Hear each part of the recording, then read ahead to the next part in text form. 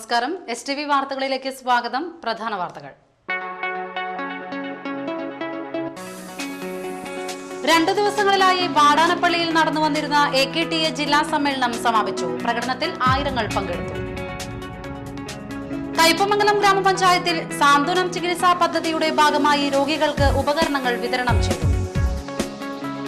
തളിക്കുളം ഗ്രാമപഞ്ചായത്തിന് ഇനി മേളപ്പെരുമയേകാൻ വളയിട്ട കൈകളും. കുടുംബശ്രീ ശിങ്കാരിമേളം ഗ്രൂപ്പിന്റെ അരങ്ങേറ്റം നടന്നു.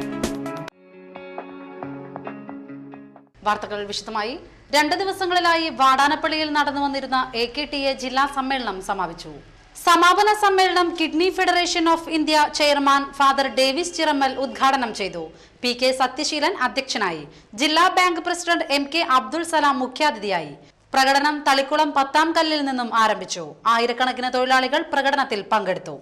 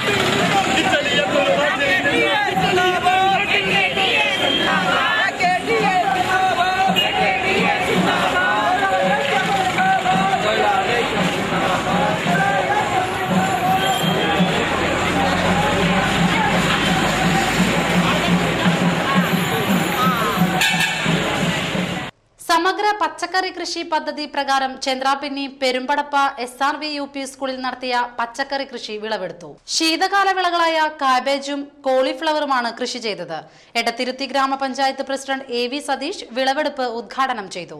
PTA പ്രസിഡന്റ് ലഹർ മുറ്റിച്ചൂർ, പഞ്ചായത്ത് വിദ്യാഭ്യാസ standing committee chairman PS Shafi, പ്രധാനാധ്യാപിക TJ സുമന എന്നിവർ പങ്കെടുത്തു. കയ്പമംഗലം ഗ്രാമപഞ്ചായത്തിൽ സാന്ത്വനം ചികിത്സാ പദ്ധതിയുടെ ഭാഗമായി രോഗികൾക്ക് ഉപകരണങ്ങൾ വിതരണം ചെയ്തു. പദ്ധതി പ്രകാരം വീൽചെയർ, വാക്കർ, വാട്ടർ ബെഡ് എന്നീ ഉപകരണങ്ങളാണ് വിതരണം ചെയ്തത്. പഞ്ചായത്ത് ഹാളിൽ നടന്ന ചടങ്ങിൽ പഞ്ചായത്ത് പ്രസിഡന്റ് ബീന സുരേന്ദ്രൻ ഉദ്ഘാടനം ചെയ്തു.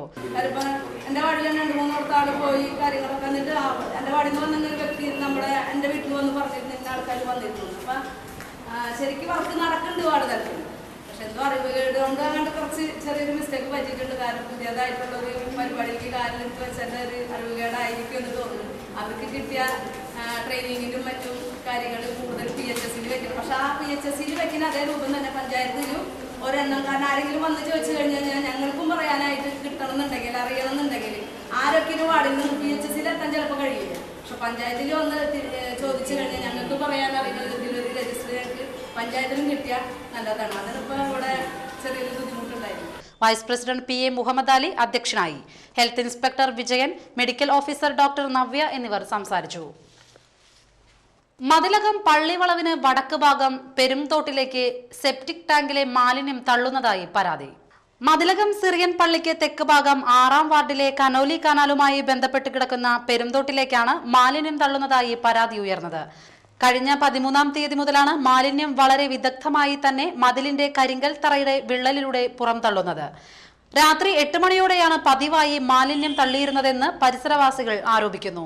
ഇതിനെ തുടർന്ന് മതിലകം പോലീസും ആരോഗ്യവകുപ്പ് അധികൃതരും സ്ഥലത്തെത്തി പരിശോധന നടത്തി.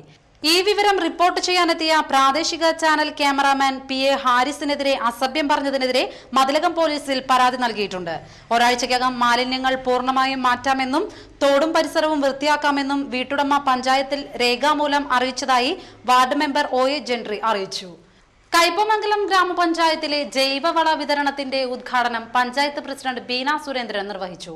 Vice president PA Muhammad Ali അധ്യക്ഷനായി. പഞ്ചായത്ത് അംഗങ്ങളായ CJ Joshi, Mani Ullas, Shyam Krishnan, KV Abdul Majeed, Vasu master, PS Vijayan, PM Basheer, Mohanan, Shaji എന്നിവർ പങ്കെടുത്തു.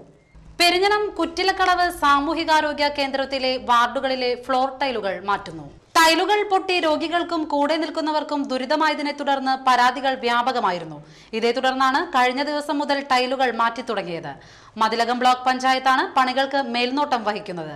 ഇതിനിടെ ബ്ലോക്കിന്റെ പണികൾ ഏറ്റെടുക്കുന്ന കരാറുകാരൻ അഴിമതി കാണിക്കുന്നത് മൂലമാണ് പൊതുമുതൽ ദൂർത്തടിക്കും വിധം പല പണികളും വീണ്ടും ചെയ്യേണ്ടി വരുന്നതെന്ന് ആരോപിച്ച് Perinjanam panchayat youth league committee പ്രതിഷേധവുമായി എത്തി.